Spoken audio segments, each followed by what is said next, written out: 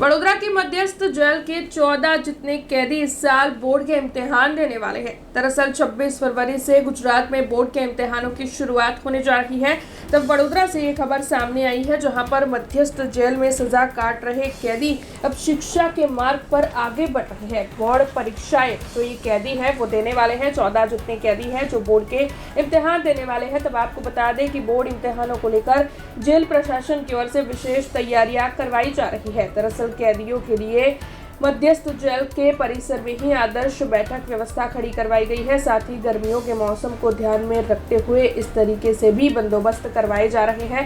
तो वही इम्तिहानों के दौरान किसी भी तरीके की कोई गैर नीति ना हो, इसीलिए कड़ा सुरक्षा बंदोबस्त भी तैनात करवाया जाने वाला है। तब इस बारे में ज्यादा जानकारी जेल अधीक्षक उषा राड़ा की ओर से दी गई है। આ વખતે 10માના 8 કેદીઓ છે અને 12માના 4 કેદીઓ છે. દાહોદના પણ 2 કેદીઓ, એટલે ટોટલ 14 જેટલા કેદી ભાઈઓ છે એ એક્ઝામ બોર્ડની આપી રહ્યા છે. એમના માટે આપણે ખૂબ સારી વ્યવસ્થા પણ કરવામાં આવી છે.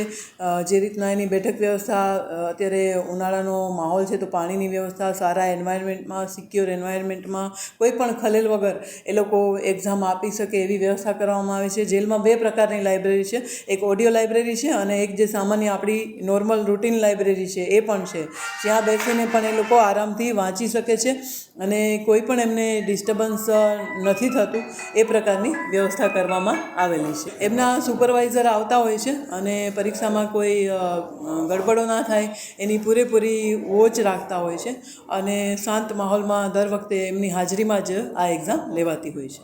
રેશિયો જનરલી 18-19 હોય, ક્યારેક 16-18 હોય, એવી રીતના આ કેદીભાઈઓ છે 10th-12thની એક્ઝામની સંખ્યાનો રેશિયો એટલો હોય છે. અગાઉ પણ ઘણા બધા છે ઇગ્નુમાં એક્ઝામ આપી છે, કોઈએ બાબા સાહેબ આંબેડકર ઓપન યુનિવર્સિટીમાં એક્ઝામ આપી છે, ઘણા લોકો એમની ગ્રેજ્યુએશનની એક્ઝામ આપી રહ્યા છે. એક ડૉક્ટર પણ છે કે MBBS થયેલ છે અને આગળનું એમનું MDનું પણ સ્ટડી ચાલુ છે. એટલે જેમને ઇન્ટરેસ્ટ છે એને જેલના જે દિવાલો છે એ બાંધી નથી શકતી, એ જેલના વાતાવરણમાં પણ પોતાની એક્ઝામ પૂરેપૂરી આપી શકે છે. આ ઉપરાંત સ્કિલ ડેવલપમેન્ટ, મતલબ લાઈક પ્લમ્બર છે, ફર્નિચર વિભાગ છે, લોહારી કામ છે, ફેબ્રિકેશન છે, તો એ બધું જ અહીંયા એમને તક મળે છે, જેથી કરીને સમાજમાં જાય તો એને તાત્કાલિક કામ મળી રહે છે. અને એ હકીકત છે કે હમણાં જ થોડા ટાઈમ પહેલાં એક ફર્નિચરમાંથી જે કામ કરતા હતા, ખૂબ સારું એમની કામગીરી હતી અને એ બહાર ગયા તો અત્યારે એમની પાસે સમય નથી, એટલું બધું એમને ચાન્સ સોસાયટીમાંથી મળી રહ્યા છે. એટલે જેલમાં રહીને પણ એ લોકો જે એમની ટેલેન્ટ છે એ પ્રમાણે એ કન્ટિન્યू કરે છે. हमसे जुड़े रहने के लिए हमारे YouTube चैनल को सब्सक्राइब करें और नई वीडियो की नोटिफिकेशन के लिए बेल आइकॉन को दबाएं।